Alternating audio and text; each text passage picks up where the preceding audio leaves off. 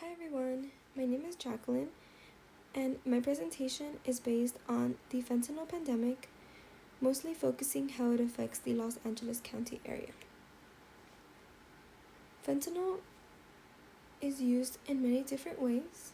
Nonetheless, it is a synthetic opioid used to treat severe pain.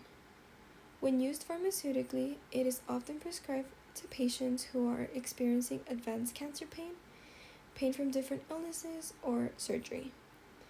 It can be up to 50 to 100 times stronger than morphine, and it is often prescribed as transdermal patches. Fentanyl can be highly addictive, which is why doctors must be very careful when administering the dosages and providing the correct dosages. Also, making sure that they are keeping up with the patient to make sure that they are not misusing the drug. If that may be the case, the doctor will often take away the fentanyl and prescribe a new medication that may be lower in dosage. Looking into illicit manufactured fentanyl, it is often manufactured in foreign clandestine labs, then smuggled from Mexico to the United States. However, this does not limit the importation from different countries all over the world. Fentanyl is mixed with other drugs to increase potency. It is sold as a pressed pill or nasal spray, and it is mostly made to pass by as a different drug.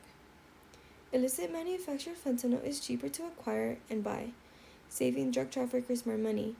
This leads to larger quantities and batches of fentanyl to be used. Drug traffickers will often make pills of pure fentanyl and pass it as different methamphetamines, or use large quantities of fentanyl to mix in with the methamphetamines that they are already using. Seeing that fentanyl is a public health concern, many reasons as to why fentanyl has a high potency. It is easily addictive and lethal. It has become the main purposes for much of the overdoses. It has increased dramatically throughout 2016 to 2021 and has now become the main target for youth. It also has become difficult to control as it is difficult to decipher which drugs are laced and which ones are not, as they all are becoming to look the same. When looking into the severity of fentanyl misuse, previously stated, fentanyl can be lethal if not used properly. The lethal dosage is about 2.5 milligrams, depending on the tolerance of the person and the build of the person. To put into perspective how lethal fentanyl can really be, drug traffickers will often sell the drug by the kilogram. 1 kilogram amounts to 2.2 pounds. Those 2.2 pounds can amount on average to kill 500,000 people, which is why accidental fentanyl overdose deaths has increased by 1,280%, going from 109 in 2016 to 1,504 in 2021 in the Los Angeles County. Looking down here at this chart, we see that it is fentanyl overdose deaths by age 2016 to 2021. During those years, we can see that the ages from 26 to 64 were the main ages of overdoses. However, that has changed within the year 2021.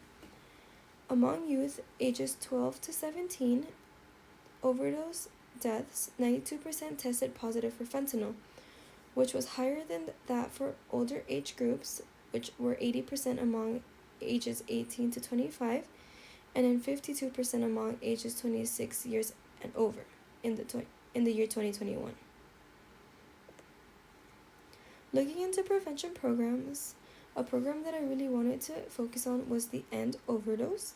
This is a non-profit organization that educates and provides training on how to help with overdoses. They are partnered with different schools, middle schools, high schools, and universities, as well as Insomniac events, which are the events that host different raves and festivals all throughout Southern California. They visit these areas in order to help prevent and spread awareness on how to help with overdoses.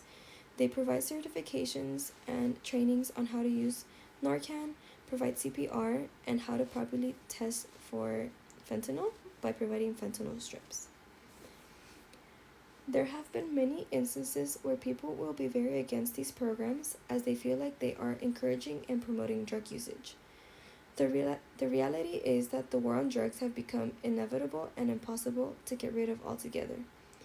These organizations work together to try and prevent those high percentages rates, especially in young adults. By spreading awareness, they are teaching the community how to take action and prevent further overdoses. Here are my references. If you guys have any questions, I will be more than glad to answer you guys. Thank you so much.